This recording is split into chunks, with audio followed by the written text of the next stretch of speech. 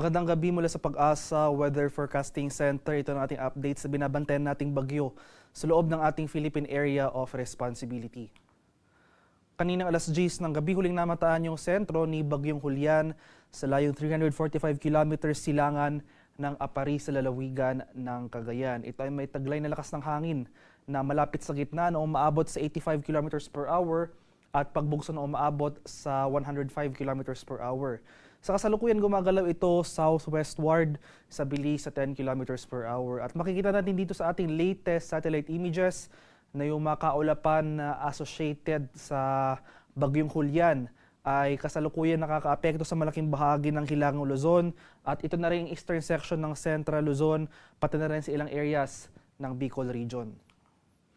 At as of 11 p.m. Today, nakataas ang Tropical Cyclone Wind Signal number 1 sa areas ng Batanes, Cagayan, kabilang na dyan Mabuyan Islands, sa bahagi ng Isabela, sa Abra, Apayao, Kalinga, sa eastern at central portions ng Mountain Province, eastern portion ng Ifugao, dito sa Ilocos Norte, sa northern portion ng Ilocos Sur, at dito sa northern portion ng Aurora. Kaya sa mga lugar na ito, maghanda tayo sa mga sa mga posibleng banta ng Bagyong Julian sa mga susunod na araw. At throughout the passage ni Julian, yung pinakamataas nating tropical cyclone wind signal na posibleng i-issue ay wind signal number 4. Sa mga areas naman na walang tropical cyclone wind signal, posible rin tayong makaranas ng mga pagbugso ng hangin na dala ni Julian. So starting tomorrow, makakaranas tayo ng mga pagbugso ng hangin sa areas ng Aurora, Calabarzon, Romblon at Bicol region. Pagsapit naman ng Lunes, September 30, makakaranas na rin tayo ng mga pabugso-bugsong hangin sa areas ng Aurora, Pangasinan, Zambales, Bataan, dito sa Metro Manila, malaking bahagi ng Calabarzon, Romblon at Bicol region. In terms naman sa rainfall o yung mga malalakas sa pag-ulan na dala ng bagyo, starting tonight hanggang tomorrow evening, makakaranas na tayo ng heavy to intense rains. Ito yung mga rains na nagre-range from 100 to 200 millimeters, malalakas sa pag-ulan dito sa bahagi ng Mabuyan Islands. Samantala, moderate to heavy rains, katamtaman hanggang sa malalakas sa pag-ulan sa areas ng Batanes, Minang Cagayan at Ilocos Norte. Mas marami pa yung mga lugar na makakaranas sa pag-ulan at lalakas pa yung mga pag-ulan dito sa area ng extreme northern Luzon. So starting tomorrow evening to Monday evening, asahan natin itong heavy to intense rains sa areas ng Batanes, Cagayan at Ilocos Norte. Samantala, moderate to heavy rains naman ang ating posibleng maranasan sa mga lalawigan ng Apayao, Abra, Ilocos Sur, La Union at Benguet. Pagsapit naman ng Monday evening to Tuesday evening, pinakamalalakas sa pag-ulan, so intense to torrential rains, greater than 200 millimeters sa pag-ulan ang posible nating maranasan dito sa Batanes at Mabuyan Islands. Samantala, heavy to intense rains sa bahagi ng Minang Cagayan, Apayao, Abra at Ilocos Norte. Katamtaman hanggang sa malalakas sa pag-ulan ang ating posibleng maranasan sa malaking bahagi na ng Ilocos Region at Cordillera Administrative Region. Kaya sa mga lugar na ito, maging handa tayo at alerto sa mga banta ng pagbaha at pagguho ng lupa dahil sa mga susunod na araw ay significant na pag-ulan ating mararanasan. Ito yung mga tuloy-tuloy at malalakas na pag-ulan.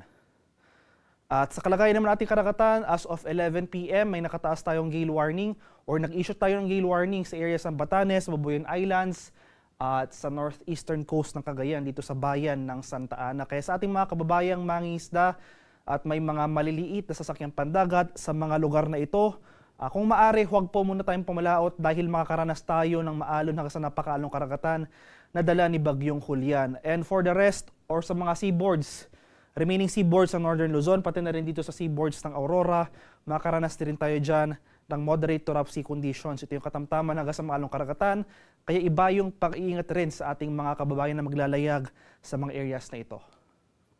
At ito ngayon ating latest track and intensity forecast para kay Bagyong Julian. So starting tonight hanggang Tuesday next week, magpapatuloy na yung generally west-northwestward o yung northwestward na paggalaw ni Julian patungo dito sa area ng Batanes at Mabuyan Islands.